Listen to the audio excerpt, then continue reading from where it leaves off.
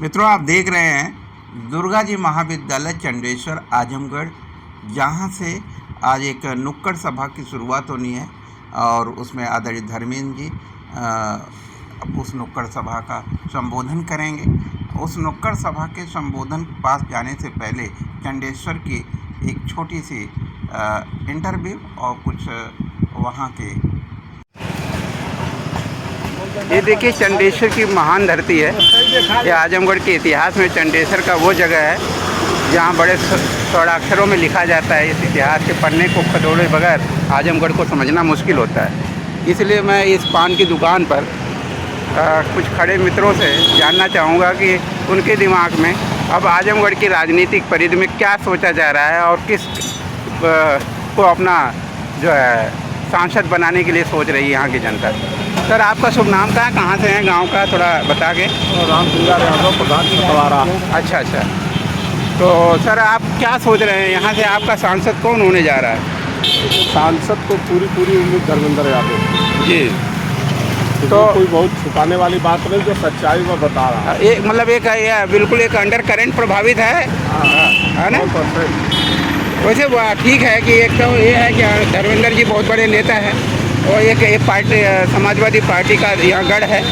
वो इसलिए या बस इसलिए भी कि धर्मेंद्र यादव एक पर्सनालिटी है जिस पर विश्वास है। धर्मेंद्र यादव एक ऐसा नेता है जो पार्लियामेंट में जिस तरह का अपनी व्यवस्था समाज में पिछड़े दलित जो वंचित सबकी बात जो रखते हैं उस तरह हम लोग भी पार्लियामेंट में देखते रहते हैं। आजकल अवेयरनेस है, कोई इस तरह का नेता हम लोगों के भी बीच में होना चाहिए। मतलब एक तरह से जनता के लिए प्राउड का विषय है कि ऐसा सांसद मुझे भी ले जा रहा है कि हमारी बात वहाँ तक सके पहुँचेगा। जीतने के लिए तो बहुत लोग जीत के जाते हैं, लेकिन कोई बात रखने वाला कोई नेता हो सांसद हमारे दिनेश लाल अहिर रेजिमेंट या अहिर रेजिमेंट से हुए किसी मांग को पार्लियामेंट में ठीक ढंग से निरहू जी रखे हों और वो पारित हुआ हो, ऐसा कोई इतिहास नहीं।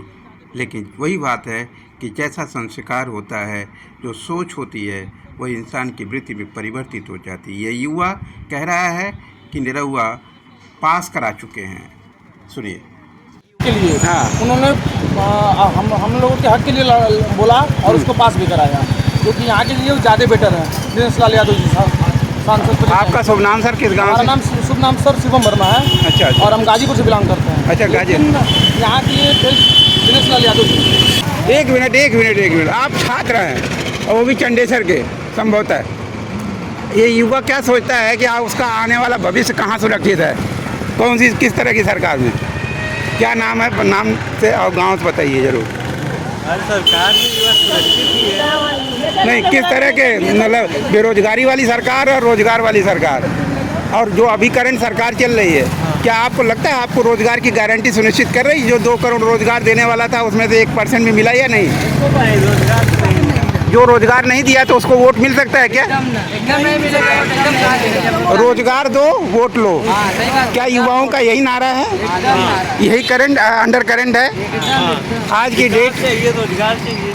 बिल्कुल। यानी आप जब पार्टियों को ये समझ लेना चाहिए, चाहे वो पार्टी कोई भी हो, युवा यदि बड़ा हुआ है तो उसका पहला कदम शिक्षा की तरफ, और वो और बड़ा हुआ तो फिर आगे पारिवारिक जिंदगी जिम्मेदारी।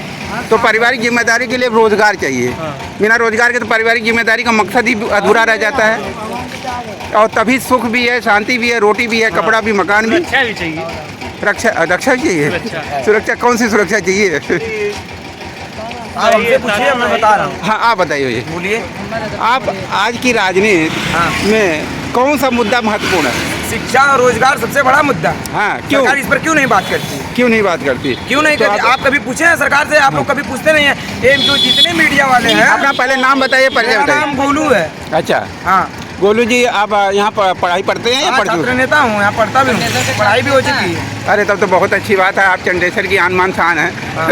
तो फिर आप बताइए कि आज के युवाओं का, आप युवाओं का प्रतिनिधि हैं, तो आपकी आवाज़, मतलब युवाओं की आवाज़, तो आप बताएं कि आज के युवा की सबसे बड़ी रिक्वायरमेंट क्या है?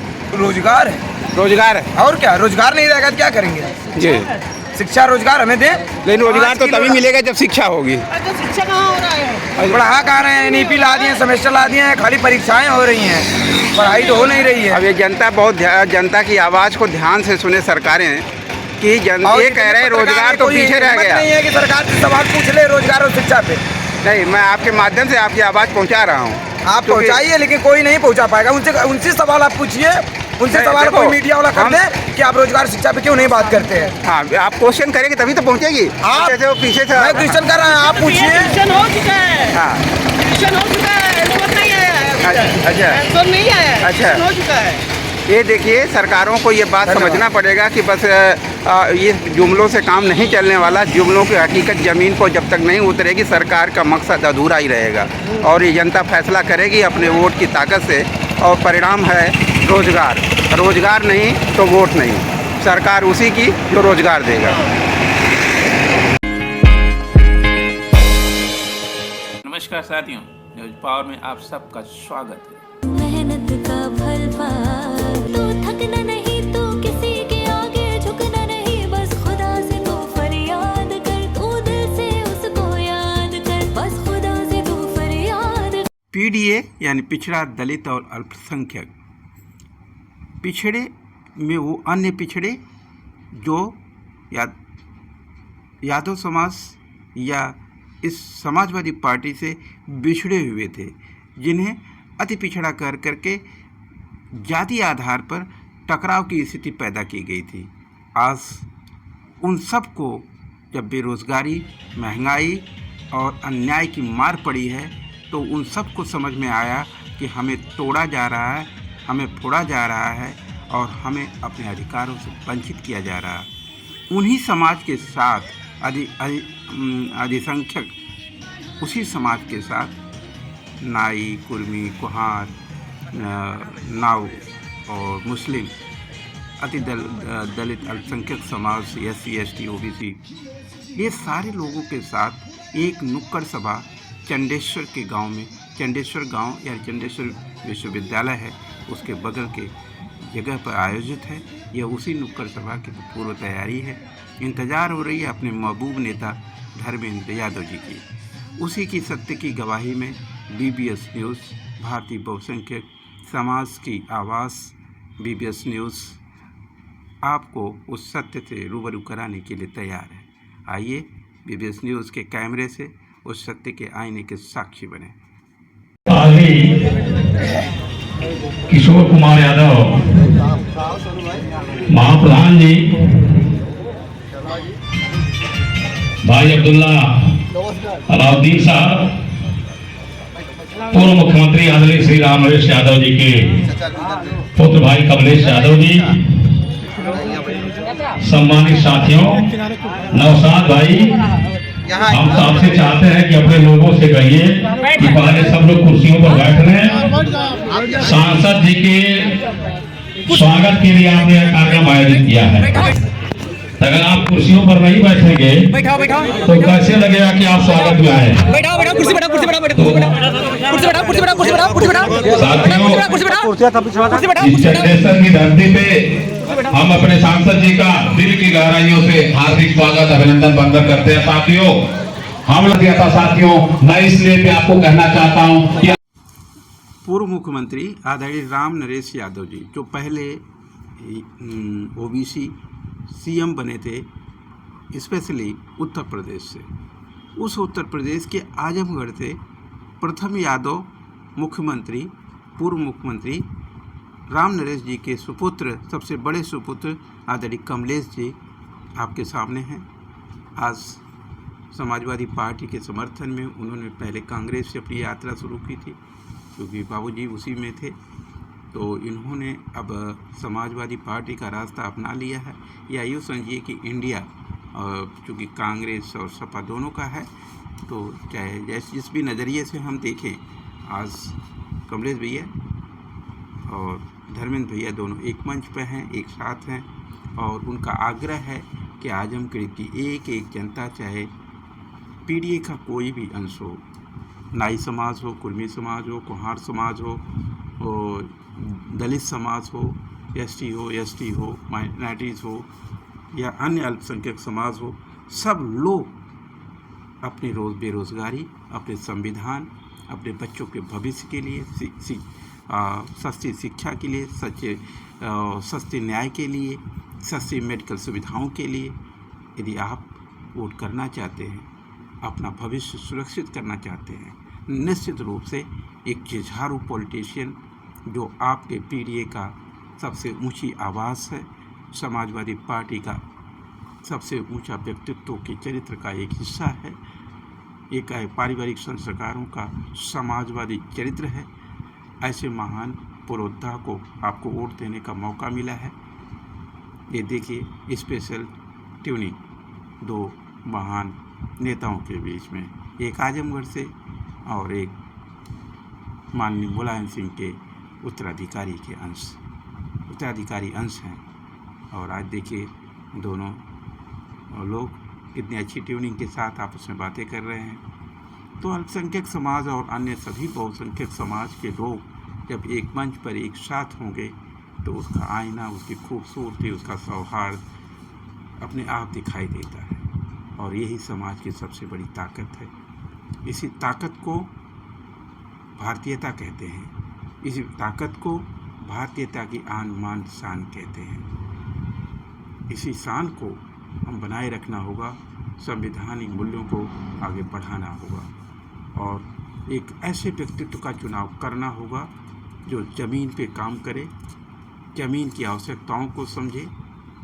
5 किलो अनाज के बगैर की जगह पर अब चूँकि यदि हम 5 किलो अनाज पर हमारा आम आदमी जहाँ अपना अस्तित्व बेचने को तैयार हो जाता, नीलाम हो जाता, चूँकि उसकी मजबूरियों से ग्रसित मानसिकता होती, तो अब तो स्वयं इंडिया अलायंस ने ये डिक्लेयर कर दिया 5 की जगह तुम 10 किलो लो, लेकिन अपने संविधान के दायित्वों को चुनो, अपने बच्चों के भविष्य को चुनो। 5 किलो के 2000 की नोट के लिए नहीं, 8,500 महीना पाने के लिए 2000 की जगह 8,500 की गारंटी इंडिया गवर्नमेंट देगी आपको। खुद राहुल जी ने इंडिया गवर्नमेंट के कोऑर्डिनेटर के रूप में, संयोजक की भूमिका में, अध्यक्ष की भूमिका में उन्होंने जो अपना मैनिफेस्टो जारी किया, उसके अंदर ऐलान किया कि हम अपने गरीब भारत के लिए जो 84 लाख लोगों को जो हम 5 किलो अनाज दे के बेवकूफ़ बना रहे हैं और उनसे संविधान को बर्बादी करने के हस्ताक्षर ले रहे हैं, उसका विरोध करना होगा। भारत और भारतीयता और उसके संवैधानिक मूल्यों को रक्षा करनी होगी और हम सबको एक होना होगा। भारतीय बहुसंख्यक समाज एक संयुक्त परिवार के रूप में BBS परिवार यानी भारतीय बहुसंख्यक संयुक्त परिवार, जब तक ये परिवार का सेंस नहीं होगा, हमारे पारिवारिक विचार नहीं होंगे, एक दूसरे के प्रति त्याग और सहयोग और सेवा की भावना नहीं होगी, तब तक ये पीढ़ी परिवार अपने बहुसंख्यक स्वराज के सीमाओं से बाहर ही रहेगा। यदि हमें बहुसंख्यक समाज के स्वराज को चिंता है और उस स्वराज को हासिल करने का दृढ़ संकल्प है, तो इस पीढ़ी नेतृत्व करने वाले समाजवादी सोच के व्यक्तित्व आदरणीय धर्मेंद्र जी को अपनी कीमती मोहर लगा करके उन्हें संसद में भेजना ही सामाजिक दायित्व होगा। ये दायित्व खुद जनता को तय करना होगा। मीडिया सिर्फ आपको ये बता सकती है कि आपका दायित्व क्या है, और मगर उसका चुनाव ये आपका अपना होगा। क्या आपको अपने बच्चों के भविष्य का आईना नहीं दिखाई देता? क्या गरीबी नहीं दिखाई देती? क्या महंगाई के मायने नहीं दिखाई देते? क्या रोज़गार के बगैर रोटी कपड़ा मकान की गारंटी सुनिश्चित की जा सकती? ये कौन सोचेगा? आप सस्ती न्याय की बात कौन कर रहा है? घर के दरवाजे के बाहर न्याय क्यों नहीं मिलना चाहिए? हमारे घर के पास में अच्छे इंस्टीट्यूशन, मेडिकल इंस्टीट्यूशन हमें क्यों नहीं मिलने चाहिए?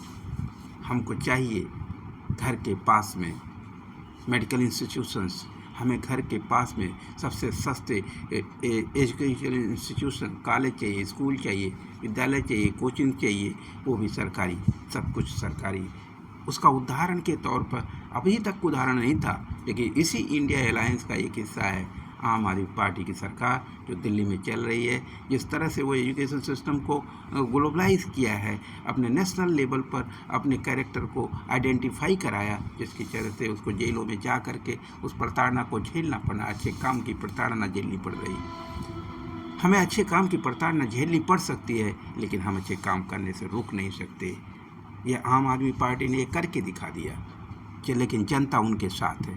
क्या उत्तर प्रदेश की जनता भी अपने खुद की ज़रूरतों, अपने जो बच्चों के भविष्य की ज़रूरतों, अपनी बहन बेटियों की सुरक्षा की गारंटी की ज़रूरतों, बेटियां पढ़ेंगी और बेटियां पढ़ेंगी इस बात की गारंटी के लिए क्या आप आगे आएंगे?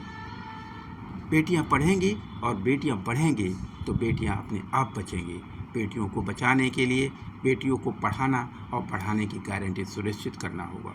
जब बेटियों को बढ़ाने की गारंटी होगी तो बेटियों को बचाने की चिंता करने की आवश्यकता नहीं पड़ेगी। जय भारत, जय गीता, जय संविधान। यानी भारतीयता, नैतिकता और संवैधानिक दायित्व का अनुपालन हर व्यक्ति का व्यक्तिगत जिम्मेदारी, दायित्व